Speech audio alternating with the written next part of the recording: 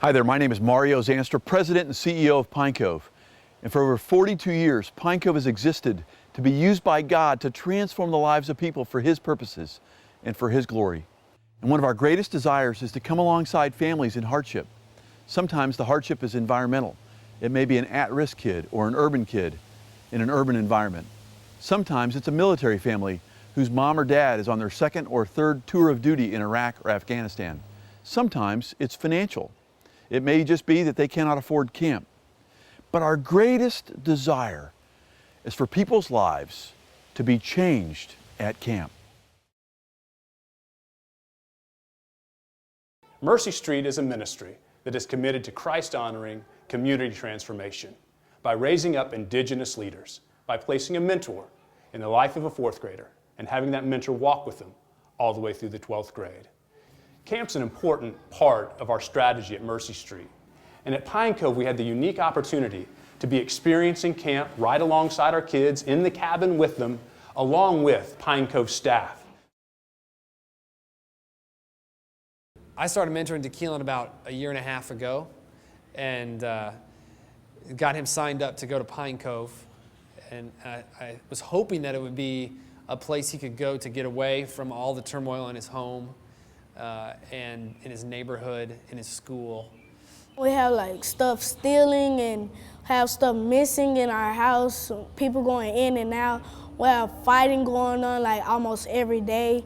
Just kind of want to get away from all of that. Yeah. They can go somewhere entirely different. And there's trees and water, and the cabins are clean, and there's food, and you're outside with your buddies. So it's a totally different environment. And I love exposing them to that. One of my most favorite thing that we did as an activity was going to the horse barn. DeKeelan loved the horses and he loved the pool, but he loved the cabin. He just ate it up. Yeah, we were like chilling in the cabin, taking naps, running around in the cabins, wrestling, talking with each other, playing the guitar. In our community, we find kids are just longing for relationships. That it's rare for a kid to have someone to come in their life and say, man, I'm here for you.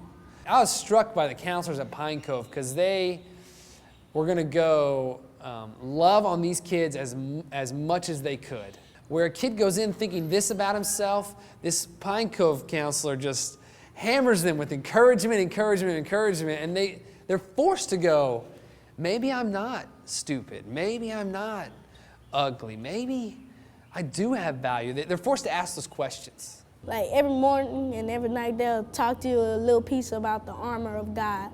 They really get to you, you kind of understand more of what they're trying to tell you. Yeah. I was watching this and I thought, wow, this is amazing. Not only is he getting away, but we're catching some momentum. So that now when he goes back to school, he is ready to go. He was knocking on my door. When we came back, I wanted to get back into the Bible, learn more. And because it was really interesting, and when something's really interesting, you want to get back into it and learn more, engage into it. So I've formed this kind of grassroots Bible study that met in my home, and the guys from Pine Cove, we all just started talking. DeKeelan was one of them, and I can't put words to the changes I've seen in these kids from 7 days of a camp.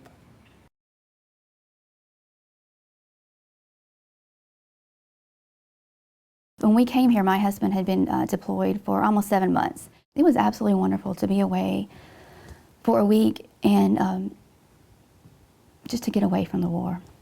When we came here to Pine Cove this summer, none of my children had accepted Christ. And it was just incredible that these young college students were excited to see us here. My counselor was Aloha, and she was very nice and all excited, and that she wanted us to learn more about God in a new way.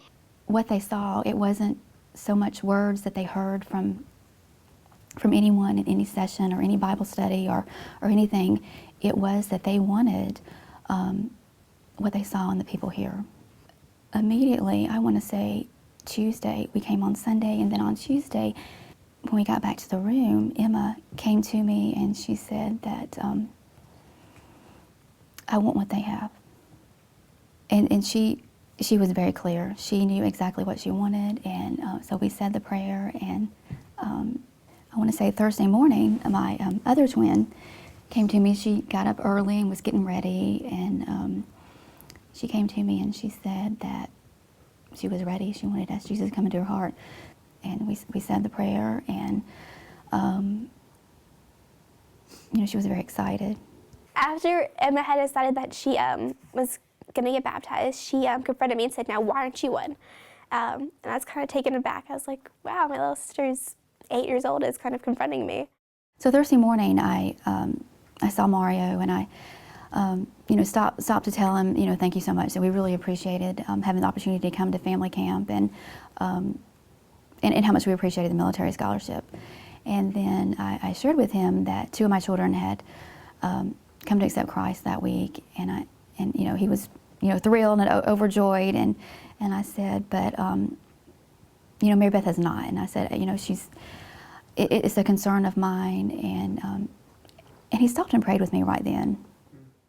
So that afternoon, my children were off with their groups, and it was about 3 o'clock in the afternoon. The baptism was to be at 3:30. So Mary Beth and I were in the room getting ready. I wanted to talk to her about it, but I didn't want to jump forward and do it, and so I was kind of waiting for her, and she did. And I said, don't look at me and say, I'm going to be a Christian, or I'm not going to be a Christian, or I'm going to make this decision or not based on my mom. But you have to look at what Jesus did for you. That he died for you, Mary Beth Graham. We were sitting there and we were both crying, and and she said, yes, Mom, that's what I want. And we said a prayer, and she accepted Christ that day. And so he talked to Dutch, and he prayed with us, and we went out, and minutes later I was baptized out at the pool. And I'm actually going to talk to some of the counselors afterwards, and like, why are you all wet? And I was like, oh, I got baptized. And I was like, are you serious? And they're all excited. And so we talked to Mario, and they decided that I could come back and work as kind of like a work crew. And I loved it. It was kind of like all the counselors were my counselor almost, because they would all rotate through the weeks, and so I got to see all of them and kind of work with them, and it was a really great experience. Seeing how my siblings interacted with their counselors and how it affected them, and I couldn't wait to come back and do the same thing with other kids and their families, and just kind of give a piece of what I've gotten to someone else. And so this summer I'm coming back to the woods, and I'm going to work the second half as a lifeguard and with Cove Kids. When you support a military family such as this, it goes so much further than just beyond that family, because we actually, as we are preparing for our 13th move, we have literally lived all over the world, and we are taking what we have experienced here at Pine Cove, and we are sharing it all over the world. For the kids that come to camp on financial scholarship, the average scholarship is $319. That's why this summer Pine Cove has instituted a new program called Project 319. Our great desire is to raise enough money for 1,000 kids to come to camp, for a total of $319,000. To get this started, a family has put up a matching grant. So all of the first gifts that come in, 1 scholarship gift becomes 2, 2 scholarship gifts become 4, 10 scholarship gifts become 20.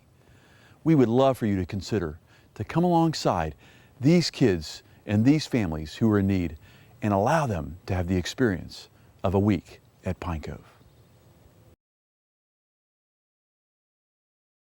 Well, before I came to Pine Cove, I always thought that God was just like a thing, and he didn't really love me personally. He was just like everybody's friend and everything. But when I came to Pine Cove, I learned that it can be an intimate relationship with God, and that I can tell him anything. My life will never be the same after I leave Pine Cove. It changes like every year. Every year I get a little bit more closer with God. I get a little more spiritual strengthening. This Wednesday I accepted Jesus Christ as my Savior. Me and my counselor Wolverine were sitting on the porch talking. We started talking about the Bible, and then he was praying for me, and then I accepted Jesus Christ as my Savior. I didn't have a good relationship with God. I mean, I went to church sometimes on Sundays, not all the time. Once I came to Pine Cove, I realized how important it was to have a relationship with God and how important it is to have Him in your life. I will not be the same because I learned to praise Jesus and sing to Him and do anything I can to glorify Him and make Him feel worthy, because that's who He is, and He is the most worthy person of all. 3 years ago, I was at Towers with my buddy, and he was talking to me about being in Christ, and we had so much in common, and I learned about what being in Christ is and what a Christian is, and so I just chose I wanted to put God first in my life.